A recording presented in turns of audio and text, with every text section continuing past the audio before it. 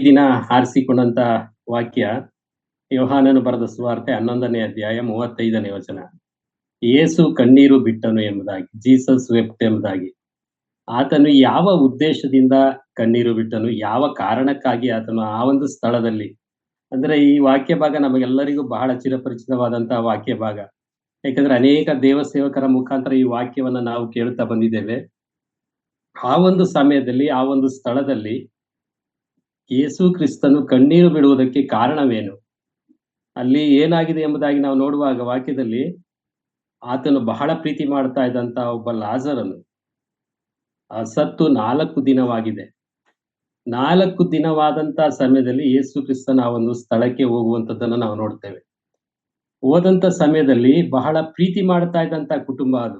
ಯೇಸು ಕ್ರಿಸ್ತನು ಬಹಳವಾಗಿ ಪ್ರೀತಿ ಮಾಡ್ತಾ ಇದ್ದ ಅವರನ್ನ, ಮಾರ್ತಳು, ಮರಿಯಳು ಮತ್ತು ಲಾಜರನ ಎಂಬುದಾಗಿ.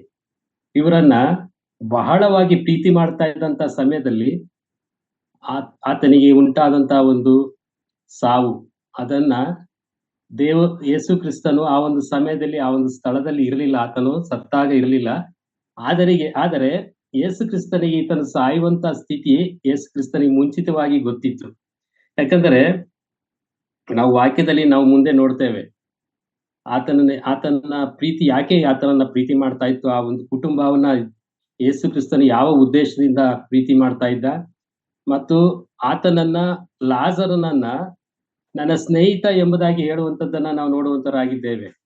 ಇಲ್ಲಿ ಹೇಳ್ತಾನೆ ಯೇಸು ಕ್ರಿಸ್ತನು ಹೇಳುವಂತದ್ದು, ನನ್ನ ಸ್ನೇಹಿತನು ತೀರಿ ಹೋಗಿದ್ದಾನೆ ಎಂಬುದಾಗಿ. ಅಂದರೆ ಯಾಕೆ ಇಷ್ಟೊಂದು ಪ್ರೀತಿ, ಯಾಕೆ ಆ ಒಂದು ಕುಟುಂಬದ ಮೇಲೆ ಆತನ ಇಟ್ಟುಕೊಂಡಿದ್ದ, ಮತ್ತು ಆತನು ಯಾಕೆ ಆ ಒಂದು ಸ್ಥಳದಲ್ಲಿ ಕಣ್ಣೀರು ಇಡಬೇಕಾಯಿತು? ಆತನ ಉದ್ದೇಶ ಅದು ಬೇರೆ ಆಗಿತ್ತು. ಅದನ್ನು ನಾನು ತದನಂತರದಲ್ಲಿ ನಾನು ಆ ಒಂದು ಯೇಸು ಕಣ್ಣೀರು ಯಾಕೆ ಬಿಟ್ಟನು ಎಂಬುದಾಗಿ ನಾನು ಹೇಳುವಂತನಾಗಿದ್ದೇನೆ.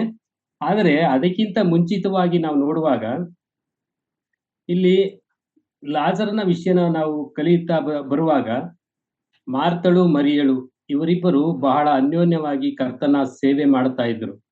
ಅಂದ್ರೆ ನಾವು ನೋಡ್ತೇವೆ 11ನೇ ಅಧ್ಯಾಯದಲ್ಲಿ, ಅದು ಯೋಹಾನನ ಬರೆದ ಸುವಾರ್ತೆ 11ನೇ ಅಧ್ಯಾಯದಲ್ಲಿ, ಬೇತಾನ್ಯದ ಲಾಜರನೆಂಬವನೊಬ್ಬನು ಅಸ್ವಸ್ಥನಾಗಿದ್ದನು. ಅದು ಮಾರ್ತಳು, ಮರಿಯಳು ಎಂಬ ಅಕ್ಕ ತಂಗಿಯರು ಇದ್ದ ಊರು. ಈ ಮರಿಯಳು ಯೇಸು ಸ್ವಾಮಿಗೆ ತೈಲವನ್ನು ಹಚ್ಚಿ ಆತನ ಪಾದಗಳನ್ನು ತಲೆ ಕೂದಲಿನಿಂದ ಒರೆಸಿದವಳು. ಅಂದರೆ ಇಲ್ಲಿ ಮರಿಯಳು ಒಂದು ಸಮಯವನ್ನ ನಾವು ನೋಡುವಾಗ, ಆಕೆಯು ಅದನ್ನ ನಾವು ಯೋಹಾನನು ಬರೆದ ಸುವಾರ್ತೆ 12ನೇ ಅಧ್ಯಾಯ 3ನೇ ವಚನದಲ್ಲಿ ನಾವು ನೋಡ್ತೇವೆ. ಅಲ್ಲಿ ನಾವು ಏನ್ ನೋಡ್ತೇವೆ ಎಂಬುದಾಗಿ ನಾವು ನೋಡುವಾಗ, ಆ ಮರಿಯಳು ಮಾಡಿದಂತ, ಯೇಸು ಕ್ರಿಸ್ತನಿಗೆ ಮಾಡಿದಂತ ಕಾರ್ಯ ಏನೆಂಬುದಾಗಿ ನಾವು ನೋಡುವಾಗ, ಆಗ ಮರಿಯಳು ಬಹು ಬೆಲೆಯುಳ್ಳ ಜಟಾಮಾಂಸಿ ತೈಲವನ್ನು 1 ಸೇರಷ್ಟು ತಂದು ಯೇಸುವಿನ ಪಾದಕ್ಕೆ ಹಚ್ಚಿ ತನ್ನ ತಲೆ ಕೂದಲಿಂದ ಆತನ ಪಾದಗಳನ್ನ ಒರೆಸಿದಳು. ಆ ತೈಲದ ಪರಿಮಳವು ಮನೆಯಲ್ಲೆಲ್ಲ ತುಂಬಿಕೊಂಡಿತು ಎಂಬುದಾಗಿ ನಾವು ನೋಡುವಂತರಾಗಿದೆ. ಈ ರೀತಿಯಲ್ಲಿ ಆತನ ಒಂದು ಉಪಚಾರವನ್ನ ಮಾಡ್ತಾ ಇದ್ದಂತ, ಆತನಿಗೆ ಕೃತಜ್ಞತೆಯನ್ನ ಸಲ್ಲಿಸ್ತಾ ಇದ್ದಂತ ಒಬ್ಬ ಸ್ತ್ರೀ ಆಕೆ ಮರಿಯಳಾಗಿದ್ದಳು. 12 ಸೇರು ಜಟಮಾಂಸ ತೈಲವನ್ನ ತಂದು ಆತನ ಪಾದಗಳಿಗೆ ಸವರಿ ತನ್ನ ತಲೆ ಕೂದಲಿಂದ ಒರೆಸಿ ಆತನ ಒಂದು ಸೇವೆಯನ್ನ ಮಾಡಿದಳು ಎಂಬುದಾಗಿ, ಈ ಪರಿಮಳವು ಅಲ್ಲಿದ್ದಂತ ಎಲ್ಲಾ ಕಡೆ ಹರಡಿತು ಎಂಬುದಾಗಿ ನಾವು ನೋಡುವಂತರಾಗಿದ್ದೇವೆ. ಆದರೆ ಅದು ಈಗ ನಾವು ಮಾತಾಡುವಂತ ವಿಷಯ ಅದಲ್ಲ. ಯಾಕಂದ್ರೆ ಅಲ್ಲಿ ಅನೇಕರು ಯಾಕೆ ಈ ಒಂದು ಹಣವನ್ನು ಇಷ್ಟೊಂದು ಹಣಕ್ಕೆ ತಂದು ಇದನ್ನು ಮಾಡ್ಬೇಕು ಎಂಬುದಾಗಿ ಕೂಡ ಮಾತಾಡುವಂತದ್ದನ್ನು ನಾವು ನೋಡ್ತೇವೆ. ಆದರೆ ಈ ಸಂದರ್ಭದಲ್ಲಿ ಆ ವಿಷಯ ನಮ್ಮದಲ್ಲ. ನಾನು ಮಾತಾಡುತ್ತಿರುವಂತ ವಿಷಯನೇ ಬೇರೆ ಆಗಿರ್ತದೆ. ಯಾಕಂದರೆ ಈಕೆಯು, ನಾವು ಅದೇ 11ನೇ ಅಧ್ಯಾಯ 2ನೇ ವಚನ ಮಧ್ಯಭಾಗದಿಂದ ನಾವು ನೋಡ್ತೇವೆ, ಈಕೆಯ ತಮ್ಮನಾದ ಲಾಜರನೇ ಅಸ್ವಸ್ಥನಾಗಿದ್ದನು. ಹೀಗಿರಲಾಗಿ ಅವನ ಅಕ್ಕ ತಂಗಿಯರು, ಸ್ವಾಮಿ, ನಿನ್ನ ಪ್ರಿಯ ಮಿತ್ರನು ಅಸ್ವಸ್ಥನಾಗಿದ್ದಾನೆ ಎಂಬುದಾಗಿ ಯೇಸುವಿನ ಬಳಿಗೆ ಹೇಳಿ ಕಳಿಸಿದರು. ಅಂದರೆ ಯೇಸು ಕ್ರಿಸ್ತನ್ ಇರುವುದೇ ಒಂದು ಬೇರೆ ಕಡೆ, ಆದರೆ ಲಾಜರನು ಅಸ್ವಸ್ಥನಾಗಿರುವುದೇ ಬೇರೆ ಕಡೆ. ಹೀಗೆ ಇರುವಂತ ಸಮಯದಲ್ಲಿ ಮಾರ್ತಳು, ಮರಿಯಳು, ನಿನ್ನ ಸ್ನೇಹಿತನಾದಂತ, ಮಿತ್ರನಾದಂತ ಲಾಜರನು ಆತನು ಅಸ್ವಸ್ಥನಾಗಿದ್ದಾನೆ ಎಂಬುದಾಗಿ ಹೇಳಿ ಕಳಿಸುವುದನ್ನ ನಾವು ನೋಡುವಂತರಾಗಿದ್ದೇವೆ. ಆಗ ಕರ್ತನು ಹೇಳುವಂತ ಮಾತು, ಯೇಸು ಅದನ್ನು ಕೇಳಿ, ಈ ರೋಗವು ಮರಣಕ್ಕಾಗಿ ಬಂದದ್ದಲ್ಲ, ಇದರಿಂದ ದೇವಕುಮಾರನಿಗೆ ಮಹಿಮೆ ಉಂಟಾಗುವಂತೆ ದೇವರ ಮಹಿಮೆಗೋಸ್ಕರ ಬಂದದ್ದು ಅಂದನು. ಅಂದರೆ ಕರ್ತನಿಗೆ ಗೊತ್ತಿತ್ತು ಈ ರೋಗ ಆತನಿಗೆ ಬಂದೇ ಬರ್ತದೆ ಎಂಬುದಾಗಿ. ಆತನು ಹೇಳುವಂತ ಮಾತು ಏನೆಂಬುದಾಗಿ ನಾವು ನೋಡುವಾಗ ಯೇಸು ಕ್ರಿಸ್ತನು ಹೇಳುವಂತ ಮಾತು, "ಈ ರೋಗವು ಮರಣಕ್ಕಾಗಿ ಬಂದದ್ದಲ್ಲ. ಇದರಿಂದ ದೇವಕುಮಾರನಿಗೆ ಮಹಿಮೆ ಉಂಟಾಗುವಂತೆ ದೇವರ ಮಹಿಮೆಗೋಸ್ಕರ ಬಂದದ್ದು." ಅಂದರೆ ಈ ದಿನದಲ್ಲಿ ನಾವು ಅನೇಕ ಕಷ್ಟ ನಷ್ಟಗಳನ್ನ ನಾವು ಅನುಭವಿಸ್ತೇವೆ. ಅನೇಕ ಅಪಘಾತಗಳನ್ನ ನಾವು ಹೊಂದುತ್ತೇವೆ. ಅನೇಕ ತೊಂದರೆಗಳಿಗೆ ನಾವು ಸಿಕ್ಕಿ ಹಾಕಿಕೊಳ್ಳುತ್ತೇವೆ. ಆದರೆ ಆ ಆ ಕಷ್ಟ ನಷ್ಟಗಳನ್ನೆಲ್ಲ ನಾವು ಕಸವೆಂದು ಎಣಿಸಬೇಕು. ಪೌಲನು ಹೇಳುವ ರೀತಿಯಲ್ಲಿ ಆ ಕಷ್ಟ ನಷ್ಟಗಳು ಬರುವುದು ಅದು ಯಾವ ಉದ್ದೇಶದಿಂದ ಬರ್ತದೆ ಎಂಬುದಾಗಿ ನಾವು ನೋಡುವಾಗ, ದೇವಕುಮಾರನಿಗೆ ಮಹಿಮೆಯನ್ನ ಉಂಟಾಗುವುದಕ್ಕೋಸ್ಕರ, ದೇವರ ಮಹಿಮೆಗೋಸ್ಕರ ಆ ಒಂದು ನಮಗೆ ಕಷ್ಟಗಳು, ಹಿಂಸೆಗಳಾಗಲಿ ಅಥವಾ ಆ ಒಂದು ರೋಗಗಳಾಗಲಿ, ರುಜಿನಗಳಾಗಲಿ ಬರಬೇಕಾದ್ರೆ, ಅದು ದೇವಕುಮಾರನಿಗೆ ಮಹಿಮೆ ಉಂಟಾಗುವಂತೆ ದೇವರ ಮಹಿಮೆಗೋಸ್ಕರ ಬರುವಂತದ್ದು. ಯಾಕಂದ್ರೆ ಸ್ವತಃ ಯೇಸು ಕ್ರಿಸ್ತನ ಈ ಮಾತನ್ನ ಹೇಳುವಂತದ್ದನ್ನ ನಾವು ನೋಡುವಂತರಾಗಿದ್ದೇವೆ. ಈ ರೀತಿಯಲ್ಲಿ ಇರುವಾಗ ಮಾರ್ತ, ಅದೇ ನಾವು 5ನೇ ವಚನದಲ್ಲಿ ನಾವು ನೋಡ್ತೇವೆ, ಮಾರ್ತಳಲ್ಲಿಯೂ ಆಕೆ ತಂಗಿಯಲ್ಲಿಯೂ ಲಾಜರನಲ್ಲಿಯೂ ಯೇಸುವಿಗೆ ಪ್ರೀತಿ ಇತ್ತು ಎಂಬುದಾಗಿ. ಅಂದರೆ ಬಹಳ ಪ್ರೀತಿ ಮಾಡ್ತಾ ಇದ್ದಂತ ಒಂದು ಕುಟುಂಬ. ಯೇಸು ಕ್ರಿಸ್ತನು ಈ ಮೂವರನ್ನ ಬಹಳವಾಗಿ ಹೆಚ್ಚಾಗಿ ಪ್ರೀತಿ ಮಾಡ್ತಾ ಇದ್ದ. ಬಂದಾಗಲೆಲ್ಲ ಅವರ ಮನೆಯಲ್ಲಿ ಉಳಿಕೊಳ್ಳುವಂತದ್ದನ್ನ ನಾವು ನೋಡುವಂತರಾಗಿದ್ದೇವೆ. ಹೀಗೆ ಇರಬೇಕಾದ ಸಮಯದಲ್ಲಿ ಅವನು ಪ್ರೀತಿ ಮಾಡುತ್ತಾ ಇದ್ದಂತ ಆತ ಮಿತ್ರ, ಯೇಸು ಕ್ರಿಸ್ತನ ಮಿತ್ರ ಅಸ್ವಸ್ಥನಾಗಿರುವುದನ್ನ ಆ ಅವರ ಅಕ್ಕಂದಿರು ಯೇಸು ಕ್ರಿಸ್ತನಿಗೆ ಹೇಳಿ ಕಳಿಸುವಾಗ, ಯೇಸು ಕ್ರಿಸ್ತನಿಗೆ ಹೇಳುವಂತ ಮಾತು, ಇದು ದೇವರ ಮಹಿಮೆಗಾಗಿ ಬಂದಿರುವಂತದ್ದಾಗಿದೆ. ಈ ಕಾರಣದಿಂದ ಮುಂದೆ ನಾನು ಹೇಳ್ತೇನೆ ಆತನು ಯಾವ ಉದ್ದೇಶದಿಂದ ಆ ಒಂದು ಸಮಯದಲ್ಲಿ ಅತ್ತನು ಎಂಬುದಾಗಿ. ಈ ಯೇಸು ಕಣ್ಣೀರು ಬಿಟ್ಟನು ಎಂಬುದಾಗಿ ಸತ್ಯವೇದದಲ್ಲಿ ಎಲ್ಲಾ ವಚನಗಳಿಗಿಂತ ಬಹಳ ಚಿಕ್ಕದಾದ ವಚನ ಎಂಬುದಾಗಿ ನಾವು ಕೇಳಲ್ಪಟ್ಟಿದ್ದೇವೆ. ಯಾಕಂದರೆ ಎಲ್ಲಾ ವಚನಗಳಲ್ಲಿ ಇದೊಂದೇ ಯೇಸು ಕಣ್ಣೀರು ಬಿಟ್ಟನು, ಜೀಸಸ್ ವೆಪ್ಟ್ ಎಂಬುದಾಗಿ ಹೇಳುವಂತ ಒಂದು ವಚನ ಸತ್ಯವೇದದಲ್ಲಿ ಬಹಳ ಚಿಕ್ಕದಾದಂತ ವಚನ ಎಂಬುದಾಗಿ ನಾವು ಕೇಳಲ್ಪಟ್ಟಿದ್ದೇವೆ. ಹೀಗೆ ಇರುವಂತ ಸಮಯದಲ್ಲಿ ಆದರೂ ಲಾಜರನು ಅಸ್ವಸ್ಥನಾಗಿದ್ದಾನೆಂದು ಆತನು ಕೇಳಿದ ಮೇಲೆ 2 ದಿನ ತಾನಿದ್ದ ಸ್ಥಳದಲ್ಲೇ ನಿಂತನು. ಅಂದರೆ ಯೇಸು ಕ್ರಿಸ್ತನು ಅಸ್ವಸ್ಥನಾಗಿದ್ದಾನೆ ನಿನ್ನ ಮಿತ್ರ ಎಂಬುದಾಗಿ ಇಲ್ಲ ಮಾರ್ತಳು ಮತ್ತು ಮರಿಯಳು ಹೇಳಿ ಕಳಿಸಿದರೂ ಕೂಡ ಆ ಒಂದು ಸ್ಥಳಕ್ಕೆ ಯೇಸು ಕ್ರಿಸ್ತನು ಹೋಗುವುದಿಲ್ಲ. ಅಲ್ಲಿದ್ದಂತ ಸ್ಥಳದಲ್ಲೇ ಆತನು ಉಳಿದುಕೊಂಡನು ಎಂಬುದಾಗಿ ನಾವು ನೋಡುವಂತರಾಗಿದ್ದೇವೆ. ಈ ಸಮಯದಲ್ಲಿ ನಂತರದಲ್ಲಿ ಆತನು ಹೇಳ್ತಾನೆ ತನ್ನ ಶಿಷ್ಯರಿಗೆ, ಬಳಿಕ ಶಿಷ್ಯರಿಗೆ ತಿರುಗಿ ಯೂದಾಯಕ್ಕೆ ಹೋಗೋಣ ಎಂದು ಹೇಳಿದನು. ಶಿಷ್ಯರು, ಗುರುವೇ, ಯಹೂದ್ಯರು ಆಗಲೇ ನಿನ್ನನ್ನು ಕಲ್ಲೆಸೆದು ಕೊಲ್ಲಬೇಕೆಂದಿದ್ದರು, ತಿರುಗಿ ಅಲ್ಲಿಗೆ ಹೋಗುತ್ತೀಯಾ ಅನ್ನಲು, ಅಂದರೆ ಯಹೂದ ದೇಶಕ್ಕೆ ಯೂದಾಯಕ್ಕೆ ನಾವು ಹೋಗೋಣ ಎಂಬುದಾಗಿ ಯೇಸು ಕ್ರಿಸ್ತನ ಶಿಷ್ಯರನ್ನ ಕರೆಯುವಂತ ಸಮಯದಲ್ಲಿ ಯೇಸು ಕ್ರಿಸ್ತನು ಹೇಳುವಂತದ್ದು, ಅಂದರೆ ಶಿಷ್ಯರು ಹೇಳುವಂತದ್ದು, ಅಲ್ಲಿ ನಿನ್ನನ್ನು ಕಲ್ಲೆಸೆದು ಕೊಲ್ಲಬೇಕೆಂಬುದಾಗಿ ಅವರು ಆಲೋಚನೆ ಮಾಡಿದ್ದರು, ಅಲ್ಲಿಗೆ ಹೋಗಬೇಕೆಂಬುದಾಗಿ ನೀನು ಪುನಃ ನೀನು ಇಷ್ಟಪಡ್ತಾ ಇದೀಯಾ ಎಂಬುದಾಗಿ ಹೇಳುವಾಗ, ಕರ್ತನು ಹೇಳುವಂತ ಮಾತು ಎಷ್ಟು ಉತ್ತಮವಾದಂತಹ ವಾಕ್ಯ ಹೇಳ್ತಾನೆ ಎಂಬುದಾಗಿ ನಾವು ನೋಡುವಾಗ, ಹಗಲಿಗೆ 9ನೇ ವಚನದಲ್ಲಿ ಹಗಲಿಗೆ 12 ತಾಸು ಉಂಟಲ್ಲ, ಅಂದರೆ ಒಂದು ದಿನಕ್ಕೆ 24 ಗಂಟೆಯಲ್ಲಿ 12 ಗಂಟೆ ಹಗಲಿರ್ತದೆ, 12 ಗಂಟೆ ರಾತ್ರಿ ಇರ್ತದೆ. ಅಂದರೆ 12 ಗಂಟೆ ಬೆಳಕಿರ್ತದೆ, 12 ಗಂಟೆ ಕತ್ತಲಿರ್ತದೆ ಎಂಬುದಾಗಿ ನಾವು ನೋಡುವಂತರಾಗಿದ್ದೇವೆ. ಇಲ್ಲಿ ಕರ್ತನ ಅದನ್ನೇ ಹೇಳುವಂತದ್ದು, ಯೇಸು ಕ್ರಿಸ್ತನ ಅದನ್ನೇ ಹೇಳುವಂತದ್ದನ್ನ ನಾವು ನೋಡ್ತೇವೆ. ಹಗಲಿಗೆ 12 ತಾಸು ಉಂಟಲ್ಲವೇ, ಒಬ್ಬನು ಹಗಲಲ್ಲಿ ತಿರುಗಾಡಿದರೆ ಈ ಲೋಕದ ಬೆಳಕು ಕಾಣಿಸುವುದರಿಂದ ಅವನು ಎಡುವುದಿಲ್ಲ, ರಾತ್ರಿಯಲ್ಲಿ ತಿರುಗಾಡಿದರೆ ಅವನಿಗೆ ಬೆಳಕಿಲ್ಲದರಿಂದ ಎಡುವನು ಎಂದು ಉತ್ತರ ಕೊಟ್ಟನು. ಇಲ್ಲಿ ನಾವು ನೋಡುವಾಗ ನಾವು ವಾಕ್ಯದಲ್ಲಿ ನಾವು ನೋಡ್ತೇವೆ, ನಾವೆಲ್ಲರೂ ಬೆಳಕಿನವರಾಗಿದ್ದೇವೆ. ಬೆಳಕಿಗೆ ಪಟ್ಟಂತೆ ಅನೇಕ ವಿಷಯಗಳನ್ನ ಯೇಸು ಕ್ರಿಸ್ತನ ಇಲ್ಲಿ ಸತ್ಯವೇದದಲ್ಲಿ ಮಾತಾಡಿರುವುದನ್ನ ನಾವು ನೋಡುವಂತರಾಗಿದ್ದೇವೆ. ಇಲ್ಲಿ ಯೇಸು ಕ್ರಿಸ್ತನ ಹೇಳುವಂತದ್ದು, ನೀವು ಬೆಳಕಿನವರಾಗಿರ್ರಿ, ಕತ್ತಲೆಯವರಾಗಬೇಡಿರಿ ಎಂಬುದಾಗಿ. ಅಂದರೆ ನಮ್ಮನ್ನ ಕತ್ತಲೆಯ ಜೀವಿತದಿಂದ ಬೆಳಕಿನೆಡೆಗೆ ನಡೆಸಿದಂತವನೇ ಯೇಸು ಕ್ರಿಸ್ತನಾಗಿದ್ದಾನೆ. ಆದುದರಿಂದ ಇಲ್ಲಿ ನಾವು ನೋಡುವಾಗ, ನಾವು ಬೆಳಕಿನವರಾಗಿದ್ದರೆ, ಅಂದರೆ ಯೇಸು ಕ್ರಿಸ್ತನವರಾಗಿದ್ದರೆ ನಾವು ತಪ್ಪುಗಳನ್ನ ಮಾಡುವುದಕ್ಕೆ ನಾವು ಹೋಗುವುದಿಲ್ಲ, ನಾವು ಎಡುವುದಕ್ಕೆ ಹೋಗುವುದಿಲ್ಲ ಎಂಬುದಾಗಿ. ನಾವು ಬೆಳಕಿನಲ್ಲಿ ಎಡುವುದಕ್ಕೆ ಹೋಗುವುದಿಲ್ಲ, ಯಾಕಂದ್ರೆ ನಮಗೆ ಬೆಳಕು ಕಾಣುತ್ತಾ ಇರ್ತದೆ. ಅದೇ ರೀತಿಯಲ್ಲಿ ಯೇಸು ಕ್ರಿಸ್ತನನ್ನ ನಾವು ಅವಲಂಬಿಸಿದ್ದೇ ಆದರೆ, ಆತನನ್ನ ಅಂಗೀಕರಿಸಿದ್ದೇ ಆದರೆ, ಆತನ ಮಕ್ಕಳಾಗಿದ್ದರೆ ನಾವು ಎಡುವುದಕ್ಕೆ ನಾವು ಹೋಗುವುದಿಲ್ಲ. ಯೇಸು ಕ್ರಿಸ್ತನು ಹೇಳುವಂತ ಮಾತು, ಬೆಳಕಿನವರಾಗಿದ್ದರೆ ನೀವು ಎಡುವುದಕ್ಕೆ ನೀವು ಹೋಗುವುದಿಲ್ಲ, ಕತ್ತಲೆಯಲ್ಲಿ ನೀವು ಎಡಗುತ್ತೀರಿ. ಕತ್ತಲೆಯಲ್ಲಿ ಯಾಕೆ ಎಡುತ್ತೀರಿ ಎಂಬುದಾಗಿ ನಾವು ನೋಡುವಾಗ, ಕತ್ತಲೆಯ ಜೀವಿತ ಇರುವಂತದ್ದು ಅದು ಒಂದು ಸೈತಾನನ ಜೀವಿತವಾಗಿರ್ತದೆ. ಅಂದರೆ ಆ ಜೀವಿತ ಇರುವಂತವರು ಎಡುವಂತವರಾಗಿದ್ದಾರೆ, ಅಂದರೆ ತಪ್ಪುಗಳನ್ನ ಮಾಡ್ತಾರೆ ಎಂಬುದಾಗಿ ಕರ್ತನು ಯೇಸು ಕ್ರಿಸ್ತನ ಈ ಒಂದು ವಾಕ್ಯದಲ್ಲಿ ಆ ಒಂದು ಶಿಷ್ಯರಿಗೆ ಹೇಳುವಂತದ್ದನ್ನ ನಾವು ನೋಡ್ತೇವೆ. ಯಾಕಂದ್ರೆ ಈ ವಿಷಯ ಯಾಕೆ ಬರ್ತದೆ ಎಂಬುದಾಗಿ ಹೇಳುವಾಗ, ನಿನ್ನನ್ನು ಕಲ್ಲೆಸೆದು ಕೊಲ್ಲಬೇಕೆಂಬುದಾಗಿ ಅವರು ಆಲೋಚನೆ ಮಾಡಿದರೂ ಕೂಡ ನೀನು ಪದೇ ಅದೇ ಅದೇ ಸ್ಥಳಕ್ಕೆ ನೀನು ಹೋಗಬೇಕೆಂಬುದಾಗಿ ನೀನು ಹೇಳ್ತಿದ್ಯಲ್ಲ ಎಂಬುದಾಗಿ ಮಾತಿನ ಅನುಸಾರವಾಗಿ ಆ ಶಿಷ್ಯರಿಗೆ ಯೇಸು ಕ್ರಿಸ್ತನು ಹೇಳುವಂತದ್ದನ್ನ ನಾವು ನೋಡುವಂತರಾಗಿದ್ದೇವೆ. ಈಗ ಈ ಮಾತುಗಳನ್ನ ಹೇಳಿದ ಮೇಲೆ ಅವರಿಗೆ ಯೇಸು ಕ್ರಿಸ್ತನು ಹೇಳುವಂತದ್ದು, ನನ್ನ ಮಿತ್ರನಾದಂತ ಲಾಜರನು ನಿದ್ರೆ ಮಾಡುತ್ತಾನೆ, ನಾನು ಅವನನ್ನ ನಿದ್ರೆಯಿಂದ ಎಬ್ಬಿಸುವುದಕ್ಕಾಗಿ ಹೋಗುತ್ತೇನೆ ಎಂದು ಹೇಳಿದನು. ಅಂದರೆ ಇವರು ಈ ಈ ಶಿಷ್ಯರು ತಿಳಿದುಕೊಂಡಂತದ್ದು, ಏನೋ ನಿದ್ದೆ ಮಾಡ್ತಾ ಇರ್ಬೇಕು, ಅದನ್ನ ಎದ್ದೇಳಿಸೋದಕ್ಕೆ ಈತನು ಹೋಗುತ್ತಾ ಇದ್ದಾನೆ. ಅಂದ್ರೆ ಯೇಸು ಕ್ರಿಸ್ತನಿಗೆ ಮುಂಚಿತವಾಗಿಯೇ ಗೊತ್ತಿತ್ತು.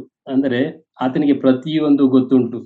ನಾವು ಏನು ಮಾಡ್ತಾ ಇದ್ದೇವೆ, ಏನಾಗಿದ್ದೇವೆ, ಯಾವ ಒಂದು ಸ್ಥಿತಿಯಲ್ಲಿದ್ದೇವೆ ಎಂಬುದಾಗಿ ಕರ್ತನಿಗೆ ಗೊತ್ತುಂಟು. ಅದೇ ರೀತಿಯಲ್ಲಿ ಆತನು ಹೇಳುವಂತದ್ದು, ನಾನು ನಮ್ಮ ಮಿತ್ರನಾದಂತ ಲಾಜರನು ನಿದ್ರೆ ಮಾಡುತ್ತಾನೆ, ನಾನು ಅವನ ನಿದ್ರೆಯಿಂದ ಎಬ್ಬಿಸುವುದಕ್ಕೆ ಹೋಗುತ್ತೇನೆ. ಅಂದರೆ ಅವನು ಸತ್ತು ಹೋಗಿದ್ದಾನೆ, ಅವನನ್ನ ನಾನು ಎಬ್ಬಿಸುವುದಕ್ಕೆ ನಾನು ಹೋಗುತ್ತೇನೆ ಎಂಬುದಾಗಿ ಶಿಷ್ಯರಿಗೆ ಹೇಳುವಂತದ್ದನ್ನ ನಾವು ನೋಡ್ತೇವೆ.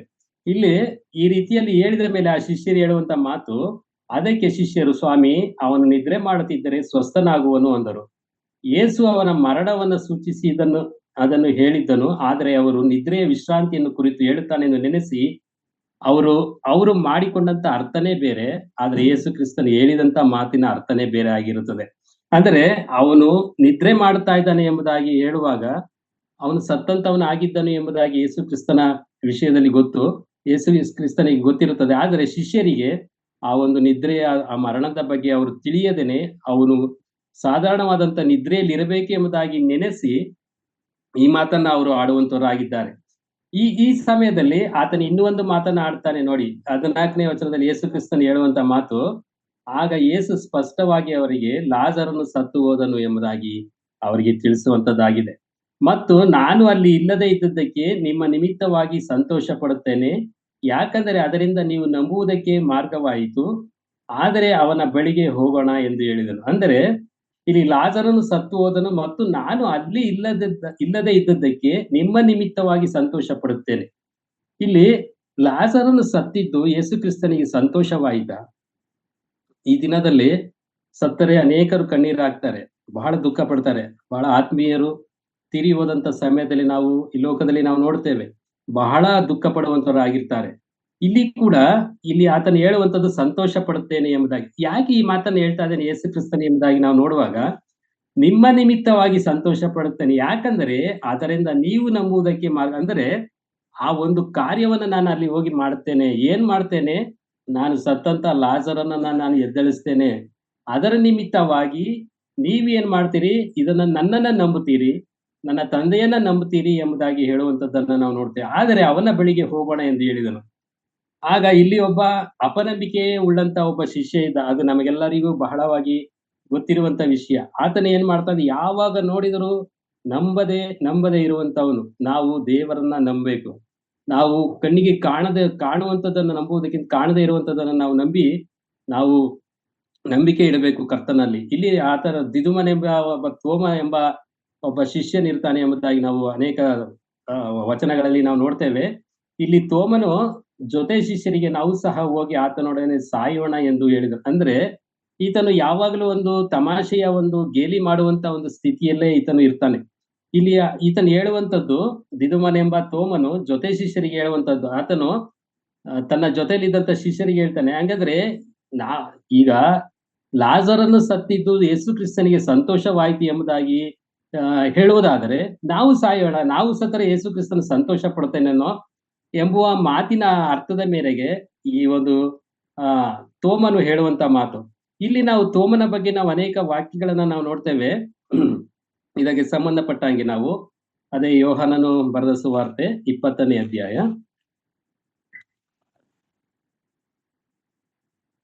24ನೇ ವಚನದಿಂದ 25ನೇ ವಚನ ತನಕ ನಾವು ಓದೋಣ. ದಯಮಾಡಿ ಯಾರು ಓದೋರು ಇದ್ರೆ ಓದಬಹುದು. ಯೇಸು ಬಂದಾಗ 12 ಮಂದಿ ಶಿಷ್ಯರೊಳಗೆ ಒಬ್ಬನಾದ ದಿದುಮನೆನಿಸಿಕೊಳ್ಳುವ ತೋಮನು ಅವರ ಸಂಗಡ ಇರಲಿಲ್ಲ. ಆದದರಿಂದ ಉಳಿದ ಶಿಷ್ಯರು, ನಾವು ಸ್ವಾಮಿಯನ್ನು ನೋಡಿದ್ದೇವೆ ಎಂದು ಅವನಿಗೆ ಹೇಳಿದರು. ಅದಕ್ಕೆ ಅವನು, ನಾನು ಆತನ ಕೈಗಳಲ್ಲಿ ಮೊಳೆಗಳಿಂದಾದ ಗಾಯವನ್ನು ನೋಡಿ ಆ ಮೊಳೆಯ ಗಾಯದಲ್ಲಿ ನನ್ನ ಬೆರಳನ್ನು ಇಟ್ಟು ಆತನ ಪಕ್ಕೆಯಲ್ಲಿ ನನ್ನ ಕೈಯನ್ನು ಹಾಕಿದ ಹೊರತು ನಿಮ್ಮ ಮಾತನ್ನು ನಂಬುವುದೇ ಇಲ್ಲ ಅಂದನು. Thanks aunty. ಇಲ್ಲಿ ಹೇಳುವಂತದ್ದು ದಿದುಮನೆಂಬ ತೋಮನೆ ಹೇಳುವಂತ ಮಾತು ನೋಡಿರಿ. ಆತನು ಯೇಸು ಕ್ರಿಸ್ತನ ಒಟ್ಟಿಗೆ ಬಹಳಷ್ಟು 3.5 ವರ್ಷಗಳ ಕಾಲ ಆತನು ಮಾಡಿದಂತ ಎಲ್ಲ ಅದ್ಭುತ ಕಾರ್ಯಗಳನ್ನು ನೋಡಿದ್ದಾನೆ. ಆತನ ಒಟ್ಟಿಗೆ ಇದ್ದ. ಆದರೂ ಕೂಡ ಅಪನಂಬಿಕೆ. ಯಾಕಂದರೆ ಈ ಈ ತೋಮನೆ ಎಂಬುದಾಗಿ ನಾವು ನೋಡುವಾಗ ಇವರು ಒಟ್ಟಿಗೆ ಇದ್ದು ಆ ಯೇಸು ಕ್ರಿಸ್ತನನ್ನ ನಂಬಲಿಲ್ಲ. ಆತನ ಮೇಲೆ ನಂಬಿಕೆ ಇಡ್ಲಿಲ್ಲ. ಅಂದ್ರೆ ಅಪನಂಬಿಕೆ ಅವನಲ್ಲಿತ್ತು. ಆದರೆ ಈ ದಿನದಲ್ಲಿ ನಾವು ಕರ್ತನನ್ನ ನಾವು ಯಾವ ರೀತಿಯಲ್ಲಿ ನಾವು ನಮ್ಮ ನಂಬಿಕೆಯಲ್ಲಿ ಇಟ್ಟುಕೊಂಡಿದ್ದೇವೆ ಎಂಬುದಾಗಿ ನಾವು ಯೋಚನೆ ಮಾಡಬೇಕು. ಯಾಕಂದ್ರೆ ಕಾಣದೇ ಇರುವಂತ ಕರ್ತನನ್ನ ಈ ದಿನದಲ್ಲಿ ನಾವು ನೋಡೋದಕ್ಕೆ ಆಗೋದಿಲ್ಲ. ಆದರೆ ನಮ್ಮ ಜೊತೆಯಲ್ಲಿ ಇರ್ತಾನೆ ಆತನು ಎಂಬುದಾಗಿ ನಾವು ನೆನೆಸಿ ನಾವು ಆತನ ಮೇಲೆ ನಂಬಿಕೆಯನ್ನ ನಾವು ಇಟ್ಟಿದ್ದೇವೆ.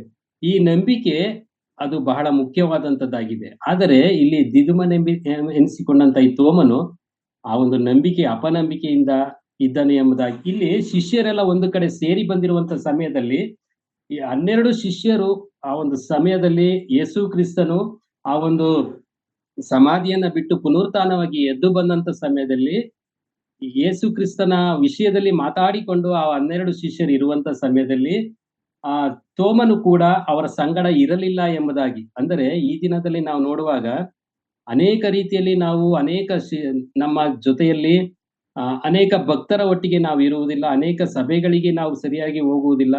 ಅನೇಕ ಈ ಒಂದು ಕ್ರೈಸ್ತರ ಸಹವಾಸವನ್ನ ನಾವು ಮಾಡುವುದಿಲ್ಲ. ನಮ್ಮ ಸಹವಾಸಗಳೇ ಬೇರೆ ಆಗಿರ್ತದೆ. ಆ ಸಮಯದಲ್ಲಿ ನಾವು ಬೇರೆ ಬೇರೆ ಕೆಟ್ಟ ಕಾರ್ಯಗಳನ್ನ ನಾವು ಮಾಡುವಂತವರಾಗಿದ್ದೇವೆ. ಆದರೆ ಇಲ್ಲಿ 12 ಶಿಷ್ಯರು ಜೊತೆಯಾಗಿರುವಂತ ಸಮಯದಲ್ಲಿ ಇಲ್ಲಿ ಹೇಳುವಂತದ ವಾಕ್ಯ ಏನ್ ಹೇಳ್ತದೆ ಎಂಬುದಾಗಿ ನಾವು ನೋಡುವಾಗ, ಯೇಸು ಬಂದಾಗ 12 ಮಂದಿ ಶಿಷ್ಯರೊಳಗೆ ಒಬ್ಬನಾದ ದಿದುಮನೆನಿಸಿಕೊಳ್ಳುವ ತೋಮನು ಅವರ ಸಂಗಡ ಇರಲಿಲ್ಲ. ಆದುದರಿಂದ ಉಳಿದ ಶಿಷ್ಯರು ನಾವು ಸ್ವಾಮಿಯನ್ನು ನೋಡಿದ್ದೇವೆ ಎಂದು ಅವನಿಗೆ ಹೇಳಿದರು. ಅಂದರೆ ಈ 12 ಶಿಷ್ಯರು ಒಟ್ಟಿಗಿದ್ದಂತ ಸಮಯದಲ್ಲಿ ಈ ತೋಮ ಅವರ ಒಟ್ಟಿಗೆ ಇರಲಿಲ್ಲ. ಅಂದರೆ ನಾವು ಕರ್ತನ ಭಕ್ತರ ಒಟ್ಟಿಗೆ ಸದಾಕಾಲವೂ ಇರಬೇಕು.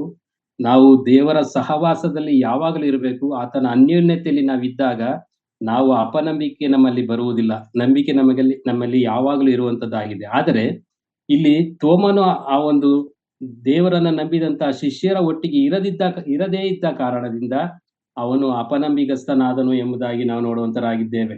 ನಂತರ 26ನೇ ವಚನದಲ್ಲಿ ನಾವು ನೋಡ್ತೇವೆ. ಅದೇ 20ನೇ ಅಧ್ಯಾಯ 26ನೇ ವಚನದಲ್ಲಿ 8 ದಿವಸಗಳಾದ ಮೇಲೆ ಆತನ ಶಿಷ್ಯರು ತಿರುಗಿ ಒಳಗಿದ್ದಾಗ ತೋಮನು ಅವರ ಸಂಗಡ ಇದ್ದನು. ಬಾಗಿಲುಗಳು ಮುಚ್ಚಿದ್ದವು. ಆಗ ಯೇಸು ಬಂದು ನಡುವೆ ನಿಂತು. ಅಂದರೆ ಯೇಸು ಕ್ರಿಸ್ತನು ಎದ್ದಿದ್ದಾನೆ ಎಂಬುದಾಗಿ ಆತನಿಗೆ ನಂಬಿಕೆ ಇರಲಿಲ್ಲ. ನೋಡಿ, ಈ ದಿನದಲ್ಲಿ ನಾವು ಕೂಡ ನಾವು 2023, 24ನೇ ವರ್ಷದಿಂದ ಯೇಸು ಕ್ರಿಸ್ತನು ಈಗ ಬರುತ್ತಾನೆ, ನಾಳೆ ಬರುತ್ತಾನೆ, ಕಳ್ಳನು ಬರುವ ಹಾಗೆ ಬರುತ್ತಾನೆ ಎಂಬುದಾಗಿ ಅನೇಕ ಭಕ್ತರ ಮುಖಾಂತರ ನಾವು ವಾಕ್ಯಗಳನ್ನ ನಾವು ಕೇಳ್ತಾ ಇದ್ದೇವೆ. ಆದರೆ ಅನೇಕರಲ್ಲಿ ಏನು ಅಪನಂಬಿಕೆ ಎಂಬುದಾಗಿ ನಾವು ನೋಡುವಾಗ, ಇಷ್ಟು ವರ್ಷವಾದರೂ ಯೇಸು ಕ್ರಿಸ್ತನ್ ಯಾಕೆ ಬರಲಿಲ್ಲ? ಆತನು ಇವತ್ತು ಬರ್ತೀನಿ ಅಂದರೆ 2023 ವರ್ಷದಿಂದಲೂ ಹೇಳ್ತಾ ಇದ್ದಾರೆ. ಆದರೆ ಆತನ ಸಮಯ ಇನ್ನೂ ಬಂದಿಲ್ಲ ಎಂಬುದಾಗಿ. ಆತನಿಗೆ 1 ದಿನ 1,000 ವರ್ಷಗಳಿದ್ದಾಗೆ ಎಂಬುದಾಗಿ ನಾವು ವಾಕ್ಯದಲ್ಲಿ ನಾವು ನೋಡುವಂತರಾಗಿದ್ದೇವೆ. ಈ ರೀತಿಯಲ್ಲಿ ನಾವು ನೋಡುವಾಗ ನಾವು ಅಪನಂಬಿಕಸ್ಥರಾಗಿ ನಾವು ಇರಬಾರದು. ನಮ್ಮ ಕರ್ತವ್ಯ ಏನು, ನಾವು ಆತನನ್ನ ಹೇಗೆ ಆರಾಧಿಸಬೇಕು, ಹೇಗೆ ಕೊಂಡಾಡಬೇಕು ಎಂಬುದಾಗಿ ನಾವು ಅರ್ಥ ಮಾಡಿಕೊಂಡು ಆತನನ್ನ ಆರಾಧಿಸ್ತಾ ಇರಬೇಕು, ಆತನನ್ನ ಕೊಂಡಾಡ್ತಾ ಇರಬೇಕು. ಈ ರೀತಿಯಲ್ಲಿ ಇದ್ದಾಗ ನಾವು ಆತನನ್ನ ಘನಪಡಿಸ್ತಾ ಇದ್ದಂತ ಸಮಯದಲ್ಲಿ ನಮ್ಮನ್ನ ಆತನು ಆಶೀರ್ವದಿಸುವಂತ ದೇವರಾಗಿದ್ದಾನೆ. ಇಲ್ಲಿ ಯೇಸು ಕ್ರಿಸ್ತನು ಅವರ ಮಧ್ಯೆ ಬರ್ತಾನೆ ನೋಡಿ. ಈಗ ಆಗ ಯೇಸು ಬಂದು ನಡುವೆ ನಿಂತು ನಿಮಗೆ ಸಮಾಧಾನವಾಗಲಿ ಅಂದನು. ಆಮೇಲೆ ತೋಮನಿಗೆ ಯೇಸು ಕ್ರಿಸ್ತನು ಹೇಳುವಂತದ್ದು, ನಿನ್ನ ಬೆರಳನ್ನು ಈ ಕಡೆ ಚಾಚಿ ನನ್ನ ಕೈಗಳನ್ನು ಮುಟ್ಟಿ ನೋಡು, ನಿನ್ನ ಕೈ ಚಾಚಿ ನನ್ನ ಪಕ್ಕೆಯಲ್ಲಿ ಹಾಕು, ನಂಬದವನಾಗಿರಬೇಡ, ನಂಬುವನಾಗು ಎಂದು ಹೇಳಿದನು ಎಂಬುದಾಗಿ. ಇಲ್ಲಿ ನಾವು ನೋಡುವಾಗ, ನಿನ್ನ ಬೆರಳನ್ನು ನನ್ನ ಕಡೆ ಚಾಚಿ ನನ್ನ ಕೈಗಳನ್ನ ಮುಟ್ಟಿ ನೋಡು, ಗಾಯವುಳ್ಳ ಹಸ್ತ ನೋಡು, ಈ ಹಸ್ತ ಮೊಳೆಗಳಿಂದ ಜಡಿಸಿಕೊಂಡಂತ ಹಸ್ತ, ಈ ಕಾಲು ನೋಡು, ಮೊಳೆಗಳನ್ನ ಜಡಿದಂತ ಒಂದು ಕಾಲು, ಈ ನನ್ನ ದೇಹ ನೋಡು, ಇದು ಈಟಿಯಿಂದ ತಿವಿದಂತ ನನ್ನ ದೇಹ, ಕೊರಡೆಗಳಿಂದ ಒಡಿಸಿಕೊಂಡಂತ ನನ್ನ ದೇಹ, ಇದನ್ನ ನಾನು ಮುಟ್ಟಿ ನೋಡಬೇಕಿದ್ದರೆ ನೀನು ನಂಬದೇ ಇದ್ದರೆ ನನ್ನನ್ನ ಮುಟ್ಟಿಯಾದರೂ ನೀನು ನಂಬು ಎಂಬುದಾಗಿ ಯೇಸು ಕ್ರಿಸ್ತನು ಹೇಳುವಂತದನ್ನ ನಾವು ನೋಡ್ತೇವೆ. ಇಲ್ಲಿ ಹೇಳ್ತಾರೆ, ನಿನ್ನ ಕೈ ಚಾಚಿ ನನ್ನ ಪಕ್ಕೆಯಲ್ಲಿ ಹಾಕು, ನಂಬುದವನಾಗಿರಬೇಡ, ನಂಬುವವನಾಗು ಎಂಬುದಾಗಿ ಹೇಳ್ತಾರೆ. ಈ ಸಮಯದಲ್ಲಿ ಆ ತೋಮನ ಒಂದು ಜೀವಿತ ಹೇಗೆ ಬದಲಾಯಿತು ಎಂಬುದಾಗಿ ನಾವು ನೋಡುವಾಗ, ತೋಮನು ಆತನಿಗೆ ನನ್ನ ಸ್ವಾಮಿ, ನನ್ನ ದೇವರು ಎಂದು ಹೇಳಿದನು. ಯೇಸು ಅವನಿಗೆ, ನೀನು ನನ್ನನ್ನು ನೋಡಿದ್ದರಿಂದ ನಂಬಿದ್ದಿ, ನೋಡದೆ ನಂಬಿದವನು ನೋಡದೆ ನಂಬಿದವರು ಧನ್ಯರು ಎಂಬುದಾಗಿ ಹೇಳುವಂಥದ್ದನ್ನು ನಾವು ನನ್ನನ್ನು ನೋಡಿ ನಂಬುವುದಕ್ಕಿಂತ ನೋಡದೆ ನಂಬುವಂತವರು ಬಹಳ ಧನ್ಯರಾಗಿರ್ತಾರೆ ಎಂಬುದಾಗಿ ತೋಮನಿಗೆ ಹೇಳುವಂಥದ್ದು. ಈ ಒಂದು ವಾಕ್ಯವನ್ನ ನಾವು ನೋಡುವಾಗ, ನಾವು ಆತನನ್ನ ನಾವು ಕಣ್ಣಾರೆ ಯಾರು ಆತನನ್ನ ನೋಡಿಲ್ಲ, ನೋಡುವುದಕ್ಕೆ ಸಾಧ್ಯವೂ ಇಲ್ಲ. ಯಾಕಂದ್ರೆ ನೋಡುವಂತವರು ಅವರು ಸುಟ್ಟು ಬೂದಿ ಆಗ್ತಾರೆ. ಅಷ್ಟು ಪ್ರಕಾಶಮಾನವಾದಂತ ಬೆಳಕಿನಲ್ಲಿ ಇರುವಂತ ಕರ್ತನು. ಅಂತ ದೇವರನ್ನ ನೀನು ನನ್ನನ್ನು ನೋಡಿದ್ದರಿಂದ ನಂಬಿದ್ದಿ, ನೋಡದೆ ನಂಬುವವರು ಧನ್ಯರು ಎಂಬುದಾಗಿ ಈ ದಿನ ನಮಗೆ ಆ ಕರ್ತನು ನಮಗೆ ವಾಕ್ಯವನ್ನ ಹೇಳುವಂತನಾಗಿದ್ದಾನೆ. ಈ ದಿನ ನಮಗೆ ಅಪನಂಬಿಕೆ ಇದ್ದರೆ ಆ ಅಪನಂಬಿಕೆಯನ್ನ ನಾವು ಬಿಟ್ಟು ಬಿಡೋಣ. ಬಿಟ್ಟು ನಾವು ಆತನನ್ನ ನೋಡಿ ನಂಬುವುದಕ್ಕಿಂತ ನೋಡದೆ ಆತನನ್ನ ನಂಬಿ ಆತನಲ್ಲಿ ಪರಿಪೂರ್ಣವಾದಂತ ನಂಬಿಕೆ ಇಟ್ಟು ಆತನನ್ನ ನಾವು ಕೊಂಡಾಡುವಂತವರಾಗಿರೋಣ. ಹೀಗೆ ನಾವು ವಾಕ್ಯವನ್ನ ನಾವು ನೋಡುತ್ತಾ ಬಂದ ಹಾಗೆ ಇಲ್ಲಿ ನಾವು ಆ ಅದೇ 16ನೇ ವಚನ, 11ನೇ ಅಧ್ಯಾಯ, ಯೋಹಾನನ ಬರೆದ ಸುವಾರ್ತೆ 11ನೇ ಅಧ್ಯಾಯ 16ನೇ ವಚನದಲ್ಲಿ ನಾವು ನೋಡಿದ ಹಾಗೆ ಇಲ್ಲಿ ತೋಮನು ಹೇಳುವಂತ ಮಾತು, ನಾವು ಸತ್ತು ಹೋಗೋಣ, ಯಾಕಂದ್ರೆ ನಾವು ಸತ್ರು ಕೂಡ ಯೇಸು ಕ್ರಿಸ್ತನು ಸಂತೋಷ ಪಡ್ತಾನೆ ಎಂಬುದಾಗಿ. ಇಲ್ಲಿ ಆತನು ಹೇಳುವಂತ ಮಾತುಗಳೇ ಬೇರೆ ಆಗಿರ್ತದೆ. ಆತನು ಬಹಳ ಯುಕ್ತಿಯುಳ್ಳವರಾಗಿ ಆತನು ಮಾಡುವಂತ ಮಾತನ್ನ ಆಡುವಂತನಾಗಿರ್ತಾನೆ. ಆದರೆ ಇವರಿಗೆ ಅರ್ಥವಾಗದ ಮಾತುಗಳು ಅದಾಗಿರ್ತದೆ. ಅದರಿಂದ ಇಲ್ಲಿ ನಾವು ನೋಡುವಾಗ ತೋಮನು ಬಹಳ ಅಪನಂಬಿಕೆ ಉಳ್ಳವನಾಗಿದ್ದರೂ ಕೂಡ ಆತನನ್ನ ನೋಡಿ ನಂಬಿ ಆತನ ನನ್ನ ಸ್ವಾಮಿ, ನನ್ನ ದೇವರು ಎಂಬುದಾಗಿ ಆಯ್ಕೆ ಮಾಡಿಕೊಳ್ಳುವಂಥದ್ದನ್ನ ನಾವು ನೋಡುತ್ತೇವೆ. ಇಲ್ಲಿ ಇದಾದ ನಂತರದಲ್ಲಿ ನಾವು ತೋಮನ ವಿಷಯ ಬಿಟ್ಟು ಈಗ ನಾವು ಮುಂದಿಗೆ ನಾವು ಲಾಜರ್ನ ವಿಷಯಕ್ಕೆ ನಾವು ಬರುವಾಗ, ಇಲ್ಲಿ ಲಾಜರನು ಸತ್ತು 4 ದಿನ ಆಗಿದೆ. ಅವರ ಕುಟುಂಬದಲ್ಲಿ ಬಹಳ ನೋವಿದೆ, ಬಹಳ ಗೋಳಾಡ್ತಾ ಇದ್ದಾರೆ. 4 ದಿನ ಆಗಿದೆ. ಇಲ್ಲಿ ಮಾರ್ತಳು ಮರಿಯಳು ತನ್ನ ತಮ್ಮ ತೀರಿ ಹೋದನು ಎಂಬುದಾಗಿ ಬಹಳಷ್ಟು ಗೋಳಾಡ್ತಾ ಇದ್ದಾಳೆ. ಯಾಕಂದ್ರೆ ಆಕೆಗೆ ಬಹಳ ಪ್ರೀತಿ ಮಾಡ್ತಾ ಇದ್ದಂತ ಯೇಸು ಕ್ರಿಸ್ತನೇ ಆ ಒಂದು ಸಮಯದಲ್ಲಿ ಬರಲಿಲ್ಲ. ನನ್ನ ತಮ್ಮ ತೀರಿ ಹೋದಾಗ ಆತನು ಬಂದಿದ್ದರೆ ನನ್ನ ತಮ್ಮನ ಎಬ್ಬರಿಸ್ತಾ ಇದ್ನೇನೋ ಎಂಬುದಾಗಿ ನೆನೆಸಿ ಬಹಳ ಗೋಳಾಡ್ತಾ, ಈ ಅಪನಂಬಿಕೆ ಅವರಲ್ಲಿ ಬಹಳವಾಗಿತ್ತು. ಈ ಅಪನಂಬಿಕೆ ಇದ್ದದರಿಂದ ಅವರು ಯೇಸು ಕ್ರಿಸ್ತನನ್ನ ಮರ್ತಿದ್ದರು ಅಲ್ಲಿ. ಈ ಸಮಯದಲ್ಲಿ ನಾವು ನೋಡುವಾಗ ನಾವು 17ನೇ ವಚನದಿಂದ ನಾನು ಓದ್ತೇನೆ. ಯೇಸು ಬಂದಾಗ ಲಾಜರನನ್ನು ಸಮಾಧಿಯಲ್ಲಿಟ್ಟು 4 ದಿವಸವಾಯಿತೆಂದು ಆತನಿಗೆ ತಿಳಿದು ಬಂತು. ಇಲ್ಲಿ ನಾವು ನೋಡುವಾಗ ಆ ಸತ್ತು 4 ದಿವಸವಾಗಿದೆ. 4 ದಿವಸವಾದ ಮೇಲೆ ಆ ಒಂದು ಸಮಾಧಿಯಲ್ಲಿ ಆ ಲಾಜರನನ್ನ ಇಟ್ಟಿದ್ದಾರೆ ಎಂಬುದಾಗಿ ಕರ್ತನು ತಿಳಿದುಕೊಂಡ. ಈ ಒಂದು 4 ದಿವಸ ಆದ್ಮೇಲೆ ಈ ಒಂದು ಬಾಡಿ ಯಾವ ರೀತಿ ಆಗಿರ್ತದೆ ಎಂಬುದಾಗಿ, ಆ ಒಂದು ದೇಹ ಯಾವ ಸ್ಥಿತಿಗೆ ಹೋಗಿರ್ತದೆ ಎಂಬುದಾಗಿ ನಾವು ನೋಡುವಾಗ, ಅದು ನಾವು ಸೈಂಟಿಫಿಕ್ ಆಗಿ ನಾವು ನೋಡುವಾಗ ಅನೇಕ ಪಕ್ಷಿ ಪ್ರಾಣಿಗಳ ದೇಹ ಕೊಳೆತಂತ ಸಮಯದಲ್ಲಿ ವಾಸನೆ ಬರುವಂತದನ್ನ ನಾವು ನೋಡ್ತೇವೆ. ಆದರೆ ಮನುಷ್ಯನ ಕೊಳೆತಂತ ಸ್ಥಿತಿ ಬಹಳ ಕೆಟ್ಟದಾಗಿರ್ತದೆ ವಾಸನೆ ಎಂಬುದಾಗಿ ನಾವು ಸೈಂಟಿಫಿಕ್ ಆಗಿ ನೋಡ್ತೇವೆ. ಅದೇ ರೀತಿಯಲ್ಲಿ ಇಲ್ಲಿ ಇವ್ರು ಹೇಳ್ತಾರೆ ನೋಡಿ, ಮುಂದಕ್ಕೆ ನಾವು ನೋಡೋಣ. ಬೆತಾನ್ಯವು ಯೆರೂಸಲೇಮಿಗೆ ಸಮೀಪವಾಗಿತ್ತು, ಇದಕ್ಕೂ ಅದಕ್ಕೂ ಹೆಚ್ಚು ಕಡಿಮೆ 1 ಹರದಾರಿ ಅಂತರ. ಅಂದರೆ ಈ ಒಂದು ಸಮಯದಲ್ಲಿ ಯೇಸು ಕ್ರಿಸ್ತನು ಆ ಒಂದು 4 ದಿನವಾಗಿದ್ದಂತ ಈ ಒಂದು ಲಾಜರನು ಸತ್ತು 4 ದಿನವಾದಂತ ಒಂದು ಸ್ಥಳಕ್ಕೆ ಬರುವಂತದ್ದನ್ನ ನಾವು ನೋಡ್ತೇವೆ. ಹೀಗಿರುವಲ್ಲಿ 20ನೇ ವಚನದಲ್ಲಿ ನಾವು ನೋಡ್ತೇವೆ, ಹೀಗಿರುವಲ್ಲಿ ಮಾರ್ತಳು ಯೇಸು ಬರುತ್ತಾನೆಂದು ಕೇಳಿ ಆತನನ್ನು ಎದುರುಗೊಳ್ಳುವುದಕ್ಕೆ ಹೋದಳು, ಆದರೆ ಮರಿಯಳು ಮನೆಯಲ್ಲಿ ಕೂತುಕೊಂಡಿದ್ದಳು. ಅಂದರೆ ಮರಿಯಳಿಗೆ ಇನ್ನೂ ನಂಬಿಕೆ ಇಲ್ಲ. ಯೇಸು ಕ್ರಿಸ್ತನು ಬರ್ತಾ ಇದ್ದಾನೆ, ಆತನು ನನ್ನ ತಮ್ಮನನ್ನ ಈ ಒಂದು ಸತ್ತವರೊಳಗಿಂದ ಎಬ್ಬಿಸ್ತಾನೆ ಎಂಬುದಾಗಿ ನಂಬಿಕೆ ಇಲ್ಲದೆ ಆಕೆ ಮನೆಯಲ್ಲೇ ಕೂತುಕೊಂಡು ಬಹಳ ವೇದನೆಯಲ್ಲಿ ಆಕೆ ಇದ್ದಳು. ಆದರೆ ಮಾರ್ತಳು ಯೇಸು ಕ್ರಿಸ್ತನು ಬರ್ತಾ ಇದ್ದಾನೆ ಎಂಬುದಾಗಿ ಕೇಳಿದ ತಕ್ಷಣ ಆತನನ್ನ ನೋಡುವುದಕ್ಕಾಗಿ ಓಡಿ ಬಂದಳು ಎಂಬುದಾಗಿ ನಾವು ನೋಡುವಂತವರಾಗಿದ್ದೇವೆ. ಇಲ್ಲಿ ಆಕೆ ಬಂದು ಮಾರ್ತಳು ಮಾಡುವಂತ ಕೆಲಸ ಏನೆಂಬುದಾಗಿ ನಾವು ನೋಡುವಾಗ, ಸ್ವಾಮಿ ನೀನು ಇಲ್ಲಿ ಇರುತ್ತಿದ್ದರೆ ನನ್ನ ತಮ್ಮನು ಸಾಯುತ್ತಿರಲಿಲ್ಲ. ಅಂದರೆ ಮಾರ್ತಳು ಇದೇ ಮಾತನ್ನ ಹೇಳ್ತಾಳೆ, ಮರಿಯಳು ಕೂಡ ಇದೇ ಮಾತನ್ನ ಹೇಳುವಂತದ್ದಾಗಿದೆ. ಅಂದರೆ ಇವರಲ್ಲಿ ಒಂದು ಅಪನಂಬಿಕೆ ಇತ್ತು. ಈ ಅಪನಂಬಿಕೆ ಅವರನ್ನ ಆ ಒಂದು ಲಾಜರನನ್ನ ಆ ಒಂದು ಸಾವಿನೆಡೆಗೆ ನಡೆಸಿತು ಎಂಬುದಾಗಿ ನಾವು ನೋಡುವಂತರಾಗಿದ್ದೇವೆ.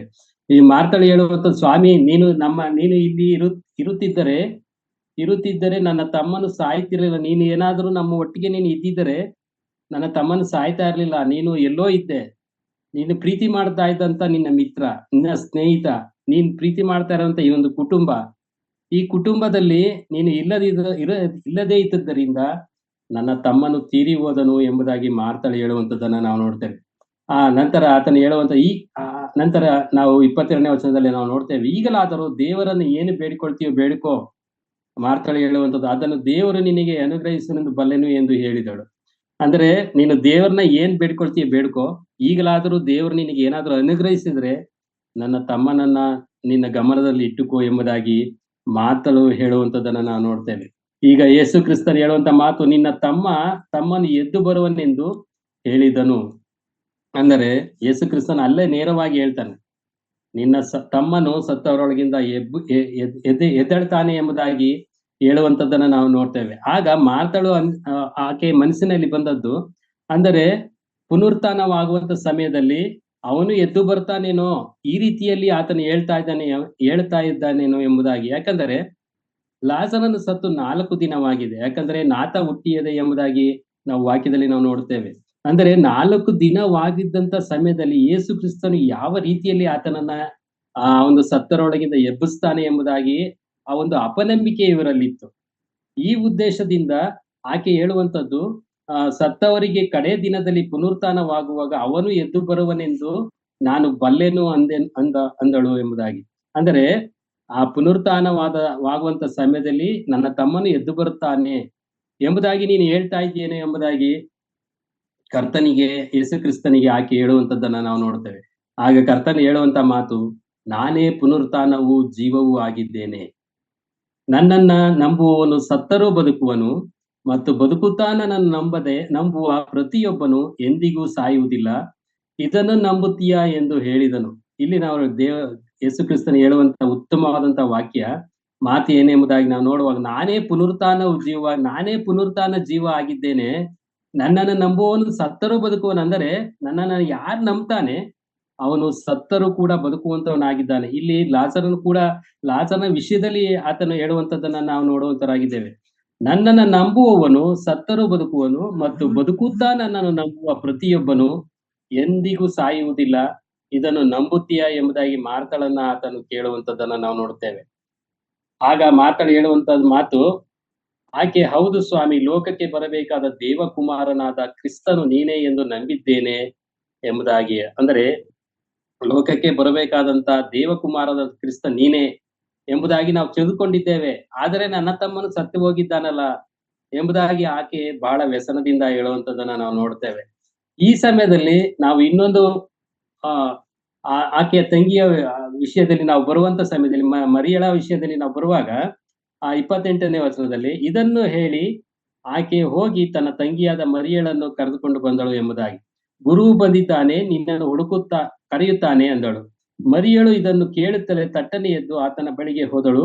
ಯೇಸು ಇನ್ನೂ ಊರೊಳಗೆ ಬಾರದೆ ಮಾರ್ಥಳು ಆತನ ಎದುರಾಗಿ ಬಂದ ಸ್ಥಳದಲ್ಲೇ ಇದ್ದನು. ಮರಿಯಳ ಕೂಡ ಮನೆಯಲ್ಲಿ ಇದ್ದುಕೊಂಡು ಆಕೆಯನ್ನು ಸಂತೈಸುತ್ತಿದ್ದ ಯಹೂದ್ಯರು ಆಕೆ ತಟ್ಟನೆ ಎದ್ದು ಹೊರಗೆ ಹೋಗುವುದನ್ನು ಕಂಡು ಈಕೆ ಅಳುವುದಕ್ಕಾಗಿ ಸಮಾಧಿಗೆ ಹೋಗ್ತಾಳೆ ಎಂಬುದಾಗಿ. ಅಂದ್ರೆ ಇಲ್ಲಿ ಯಹೂದ್ಯರೆಲ್ಲ ಏನ್ ಮಾಡ್ತಾ ಇದ್ದಾರೆ ಎಂಬುದಾಗಿ ನಾವು ನೋಡುವಾಗ, ಮರಿಯಳನ್ನ ಸಮಾಧಾನ ಪಡಿಸ್ತಾ ಇದ್ದಾರೆ. ಯಾಕಂದ್ರೆ ನಿನ್ನ ತಮ್ಮ ಸತ್ತು ಹೋಗಿದ್ದಾನೆ, ನೀನು ಏನು ಯೋಚನೆ ಮಾಡಬೇಡ ಎಂಬುದಾಗಿ ಆ ಯಹೂದ್ಯರೆಲ್ಲ ಏನ್ ಮಾಡ್ತಾ ಇದ್ದಾರೆ, ಅವರನ್ನ ಸಮಾಧಾನ ಪಡಿಸುವಂತವರು ಅವರು ಆಗಿದ್ದಾರೆ. ಈ ರೀತಿ ಸಮಾಧಾನ ಪಡಿಸುವಂತ ಸಮಯದಲ್ಲಿ ಯೇಸು ಕ್ರಿಸ್ತನು ನಿನ್ನನ್ನು ನೋಡುವುದಕ್ಕೆ ಬಂದಿದ್ದಾನೆ ಎಂಬುದಾಗಿ ಮಾರ್ಥಳು ಹೋಗಿ ಮರಿಯಳಿಗೆ ಹೇಳುವಂತ ಸಮಯದಲ್ಲಿ ಆಕೆ ತಟ್ಟನೆ ಹೋಗುವಂತದ್ದನ್ನ ನಾವು ನೋಡ್ತೇವೆ. 32ನೇ ವಚನದಲ್ಲಿ, ಮರಿಯಳು ಯೇಸು ಇದ್ದಲ್ಲಿಗೆ ಬಂದು ಆತನನ್ನು ಕಂಡು ಆತನ ಪಾದಕ್ಕೆ ಬೀಳ್ತಾಳೆ. ಈಕೆ ಮಾಡುವಂತ ಕಾರ್ಯ ನೋಡಿ, ಆತನ ಪಾದಕ್ಕೆ ಬಿದ್ದು, ಸ್ವಾಮಿ, ನೀನು ಇಲ್ಲಿ ಇರುತ್ತಿದ್ದರೆ ನನ್ನ ತಮ್ಮನು ಸಾಯುತ್ತಿರಲಿಲ್ಲ ಅಂದಳು. ಈಕೆ ಕೂಡ ಮಾರ್ಥಳು ಹೇಗೆ ಹೇಳಿದಳು ಅದೇ ರೀತಿಯಲ್ಲಿ ಅಪನಂಬಿಕೆ ಉಳ್ಳವಳಾಗಿ ಈಕೆ ಕೂಡ ಹೇಳುವಂತದ್ದನ್ನ ನಾವು ನೋಡ್ತೇವೆ. ನೀನು ಏನಾದರೂ ಈ ಒಂದು ಸಮಯದಲ್ಲಿ, ಅವನು ಸಾಯುವಂತ ಸಮಯದಲ್ಲಿ ಇಲ್ಲಿ ಇರುತ್ತಿದ್ದರೆ ನನ್ನ ತಮ್ಮನು ಸಾಯ್ತಾ ಇರಲಿಲ್ಲ, ನೀನು ಇಲ್ಲದ್ದರಿಂದ ನನ್ನ ತಮ್ಮನು ಸತ್ತು ಹೋದನು ಎಂಬುದಾಗಿ ಆಕೆ ಬಹಳವಾಗಿ ದುಃಖಿಸುವಂತದ್ದನ್ನ ನಾವು ನೋಡ್ತೇವೆ. ಇದು ಏನಾಗಿದೆ ಅಂದ್ರೆ ನಾವು ನೋಡುವಾಗ ಇದು ಒಂದು ಅಪನಂಬಿಕೆಯ ಒಂದು ಜೀವಿತವಾಗಿದೆ. ಮರಿಯಳಲ್ಲಿ ಮತ್ತು ಮಾರ್ಥಳಲ್ಲಿ, ಇವರಿಬ್ಬರಲ್ಲಿ ಕೂಡ ಇಬ್ಬರು ಒಂದೇ ಮಾತನಾಡ್ತಾರೆ. ನೀನು ಇಲ್ಲಿ ಇಲ್ಲದಿದ್ದರೆ ಇರುತ್ತಿಲ್ಲದಿದ್ದರೆ ನನ್ನ ತಮ್ಮನು ಸಾಯ್ತಿರ್ಲಿಲ್ಲ. ನೀನು ಇದ್ದಿದ್ದರೆ ನನ್ನ ತಮ್ಮನು ಸಾಯ್ತಾ ಇರ್ಲಿಲ್ಲ. ನೀನು ಇಲ್ಲದ್ದರಿಂದ ನನ್ನ ತಮ್ಮನು ಸತ್ತು ಹೋದನು ಎಂಬ ಅಪನಂಬಿಕೆಯ ಮಾತು. ಯಾಕಂದ್ರೆ ಯೇಸು ಕ್ರಿಸ್ತನು ಹೋಗಿ ಅಲ್ಲಿ ನಿಂತಿದ್ದಾನೆ. ಈತನು ಏನ್ ಮಾಡ್ತಾನೆ ಎಂಬುದಾಗಿ ಇನ್ನೂ ಅವರು ಅರಿಯದವರಾಗಿ ಆ ಮಾತುಗಳನ್ನ ಆಡುವಂತದ್ದನ್ನ ನಾವು ನೋಡುವಂತರಾಗಿದ್ದೇವೆ. ಇಲ್ಲಿ ಆಕೆ ಸಂಗಡ ಬಂದ ಯಹೂದ್ಯರು ಗೋಳಾಡುವುದನ್ನು ಯೇಸು ಕಂಡಾಗ ಆತ್ಮದಲ್ಲಿ ನೊಂದುಕೊಂಡು ತತ್ತರಿಸಿ ಅವರನ್ನು ಎಲ್ಲಿಟ್ಟಿದ್ದೀರಿ ಎಂದು ಎಲ್ಲಿಟ್ಟಿದ್ದೀರಿ ನೀವು ಎಂಬುದಾಗಿ ಕರ್ತನು ಕೇಳುವಂತದ್ದನ್ನ ನಾವು ನೋಡ್ತೇವೆ. ಅವರು ಸ್ವಾಮಿ ಬಂದು ನೋಡು ಅಂದರು. ಈ 35ನೇ ವಚನದಲ್ಲಿ 11ನೇ ಅಧ್ಯಾಯ 35 ಯೇಸು ಕಣ್ಣೀರು ಬಿಟ್ಟನು. ಇಲ್ಲಿ ಆತನು ಬಿಡುವಂತ ಕಣ್ಣೀರು ಯಾವ ಉದ್ದೇಶದಿಂದ ಅಂದರೆ ಬಹಳ ಪ್ರೀತಿ ಮಾಡ್ತಾ ಇದ್ದ ಒಬ್ಬ ಮಿತ್ರನೇ ಎಂಬುದಾಗಿ ನನ್ನ ಮಿತ್ರನನ್ನ ನಾನು ಸತ್ತವರೊಳಗಿಂದ ಎಬ್ಬಿಸಬೇಕು ಎಂಬುದಾಗಿ ಆತನು ಬಂದಿದ್ದಾನೆ. ಆದರೂ ಕೂಡ ಇಲ್ಲಿ ಕಣ್ಣೀರು ಬಿಡ್ತಾನೆ. ಯಾಕೆ ಆತನು ಕಣ್ಣೀರು ಬಿಡ್ತಾ ಇದ್ದಾನೆ ಎಂಬುದಾಗಿ ನಾವು ನೋಡುವಾಗ ಈತನು ಸತ್ತು ಹೋಗಿದ್ದ ಎಂಬುದಾಗಿ ಕಣ್ಣೀರು ಬಿಡ್ಲಿಲ್ಲ. ನನ್ನ ಮಿತ್ರನಾದಂತ ಲಾಜರನು ಸತ್ತು ಹೋದ, ಇನ್ನು ಬದುಕುವುದಿಲ್ಲ ಎಂಬುದಾಗಿ ಆತನು ಕಣ್ಣೀರು ಬಿಡ್ಲಿಲ್ಲ. ಇವರ ಅಪನಂಬಿಕೆಯನ್ನ ನೋಡಿ ಆತನು ಕಣ್ಣೀರು ಬಿಟ್ಟನು. ಅಲ್ಲಿದ್ದಂತ ಪರಿಸ್ಥಿತಿಯನ್ನ ನೋಡಿ ಕಣ್ಣೀರು ಬಿಟ್ಟನು. ಇವರಿಗೆ ಇನ್ನೂ ನನ್ನ ಮೇಲೆ ನಂಬಿಕೆ ಬರ್ಲಿಲ್ವಲ್ಲ, ಇನ್ನೂ ನನ್ನ ಮೇಲೆ ಇವರಿಗೆ ಅಪನಂಬಿಕೆ ಇದೆಯಲ್ಲ ಎಂಬ ಈ ದಿನ ಕೂಡ ನಮ್ಮನ್ನ ನೋಡಿ ಆತನು ಕಣ್ಣೀರು ಬಿಡುವಂತನಾಗಿದ್ದಾನೆ. ಯಾಕೆಂದ್ರೆ ನಾವು ಅನೇಕ ವಿಷಯಗಳನ್ನ ಅನೇಕ ವಾಕ್ಯಗಳನ್ನ ನಾವು ಕೇಳ್ತೇವೆ. ಆದರೂ ಕೂಡ ನಮ್ಮಲ್ಲಿ ಏನಿದೆ? ಅಪನಂಬಿಕೆ ನಮ್ಮಲ್ಲಿದೆ. ನಮ್ಮಲ್ಲಿ ನಂಬಿಕೆ ಎಂಬುದು ಬಹಳ ಕಡಿಮೆ ಇದೆ. ನಾವು ದೇವರನ್ನ ಪರಿಪೂರ್ಣವಾಗಿ ನಾವು ನಂಬುವುದಾದರೆ ನಾವು ಆತನಿಂದ ಆಶೀರ್ವಾದಗಳನ್ನ ನಾವು ಹೊಂದುವಂತವರಾಗಿದ್ದೇವೆ.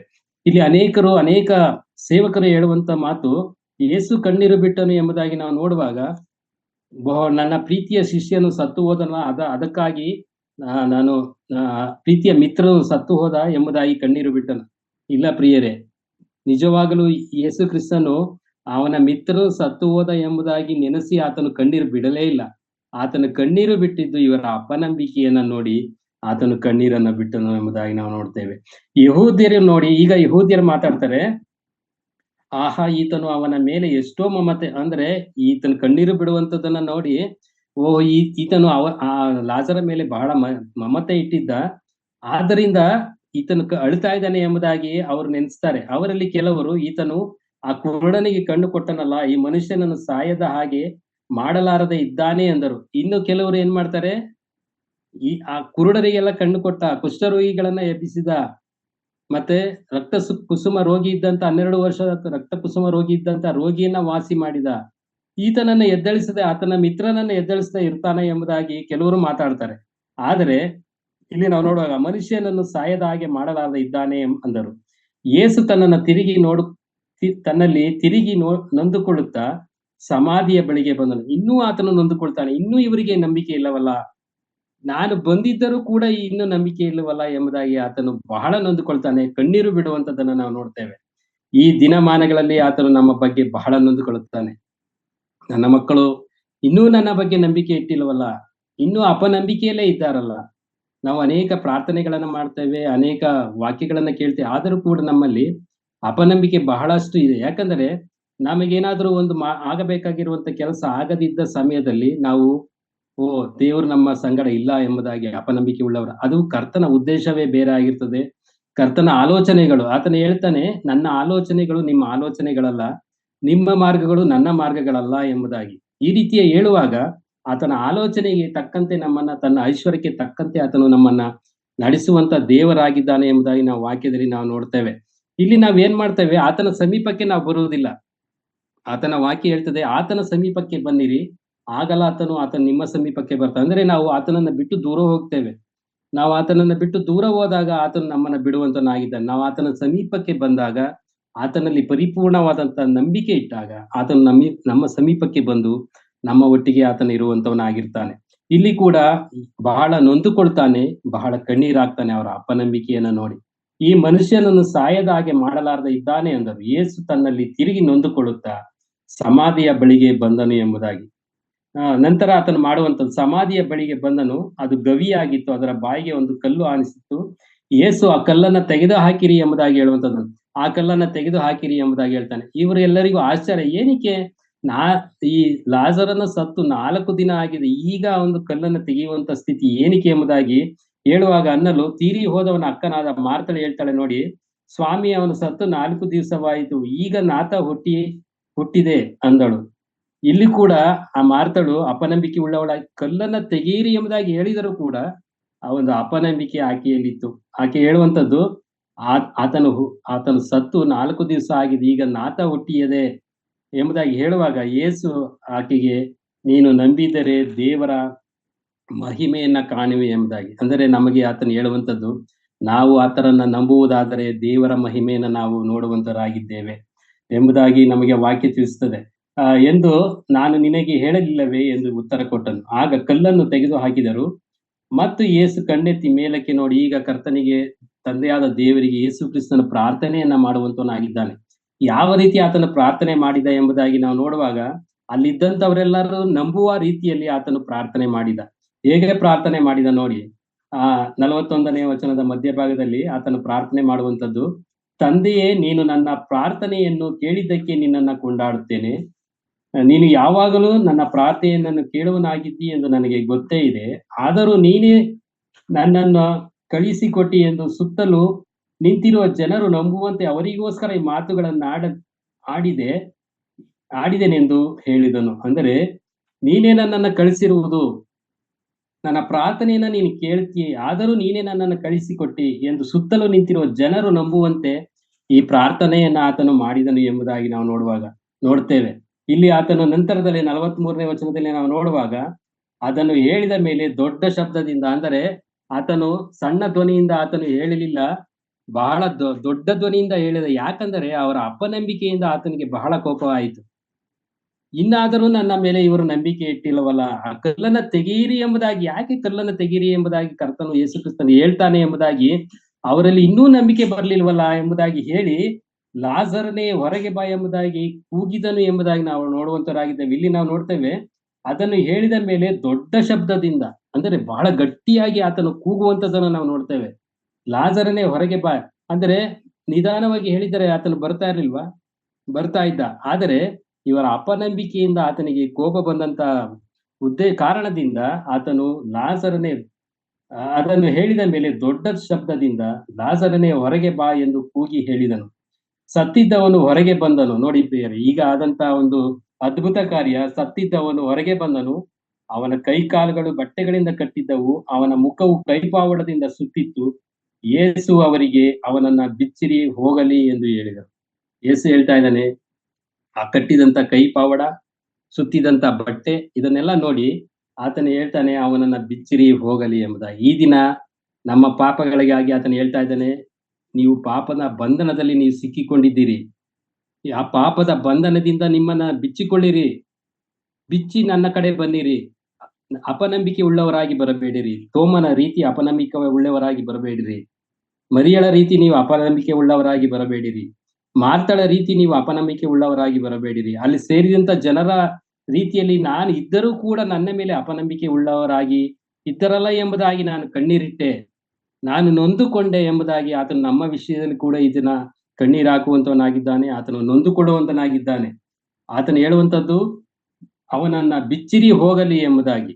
ಅಂದರೆ ಆ ಒಂದು ಪಾಪ ಎಂಬಂತ ಕಟ್ಟು ನಮ್ಮಲ್ಲಿ ಹಿಡಿದುಕೊಂಡಿದ್ದಂತ ಸಮಯದಲ್ಲಿ ಅದನ್ನ ಬಿಚ್ಚಿ ನಾವು ಬರುವುದಾದರೆ ಆತನು ನಮ್ಮನ್ನ ಸ್ವೀಕಾರ ಮಾಡುವಂತನಾಗಿದ್ದಾನೆ. ಆತನು ಪ್ರಕಟಣೆ 3:20 ನಾವು ನೋಡ್ತೇವೆ, ಈಗೋ ಬಾಗಿಲಲ್ಲಿ ನಿಂತುಕೊಂಡು ತಟ್ಟುತ್ತಾ ಇದ್ದೇನೆ, ಯಾವನಾದರೂ ನನ್ನ ಸ್ವರವನ್ನ ಕೇಳಿ ಬಾಗಿಲನ್ನ ತೆರೆದರೆ ನಾನು ಅವನ ಬಳಿ ಒಳಗೆ ಹೋಗಿ ಅವನ ಕೂಡ ಊಟ ಮಾಡುತ್ತೇನೆ ಎಂಬುದಾಗಿ. ಅಂದರೆ ಆತನು ನಮಗಾಗಿ, ನಮ್ಮ ಪಾಪಗಳಿಗಾಗಿ ಆತನು ಪಟ್ಟಂತ ವೇದನೆ, ಕಷ್ಟ, ಶ್ರಮೆ ಎಲ್ಲವನ್ನ ಮರೆತು ನಮ್ಮ ಪಾಪಗಳಿಗಾಗಿ ಆತನು ನಮ್ಮ ನಮ್ಮ ಹೃದಯ ಎಂಬ ಬಾಗಿಲ ಬಳಿಯಲ್ಲಿ ನಿಂತುಕೊಂಡು ಆತನು ತಟ್ಟುವಂತವನು ಆತನಾಗಿದ್ದಾನೆ. ಆ ಸ್ವರವನ್ನ ಕೇಳಿ ನಾವೇನಾದರೂ ಬಾಗಿಲು ತೆರೆದರೆ ಆತನು ಒಳಗೆ ಬಂದು ನಮ್ಮ ಕೂಡ ಆತನು ವಾಸ ಮಾಡುವಂತನಾಗಿದ್ದಾನೆ. ನಮ್ಮ ಕೂಡ ಅನ್ಯೋನ್ಯವಾಗಿ ಆತನು ಊಟ ಮಾಡುವಂತ ದೇವರು ಆತನ